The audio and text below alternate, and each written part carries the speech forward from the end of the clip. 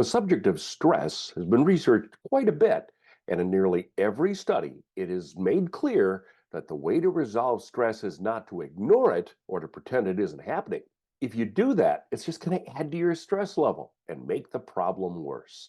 Hi, I'm Dave Edwards. The American Institute on Stress has been researching workplace stress since 1988 and believes it has discovered some significant causes. They include unrealistic workload, people issues, juggling work and personal lives, and a lack of job security. So let's look at what happens when two people don't get along.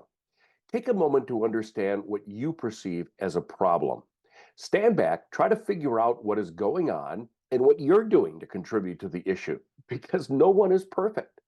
I read a case study where an employee couldn't stand how another person worked on specific tasks. Following a 360 self assessment review of the office, it turned out that many others perceived the person who complained the loudest in the department as the problem.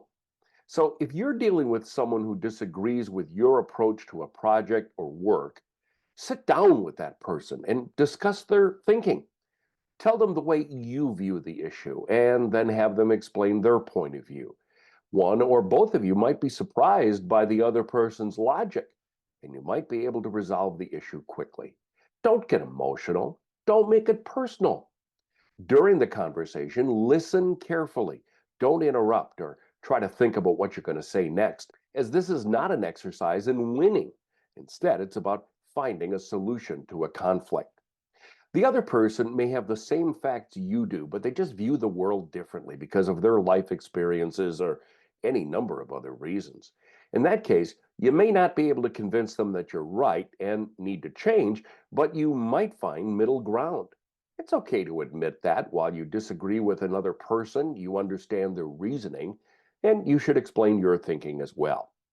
If the person tries to cut you off, ask them to hear you out, just as you listen to their point of view. It's also possible that a thorough discussion of an issue could result in a solution that neither of you thought about. This third point of view is possible if both parties come together to truly vet answers rather than trying to win. If, on the other hand, you can't reach a mutual understanding of how to proceed, then it's probably time to bring in your boss. Explain to the other person that you want to do so because, well, it's evident you're not reaching a consensus, and resolving the issue is a really important thing to do. Agree that you'll jointly invite the boss to your next conversation so it doesn't appear that one person is trying to take advantage or seems like they're squealing. Now, this is important. Not all workplace conflicts are destructive. When sales representatives compete to reach the company's sales goal, that competition may appear to be a conflict. Well, as long as it doesn't get personal, a little friendly competition motivates us all to do a better job. The stress brought on by coworkers is particularly challenging for managers. My online course, Managing Difficult People, addresses this and other related issues. It's designed to give you the tools you need to deal with problem workers. Find out more at daveedwardsmedia.com. Click on courses.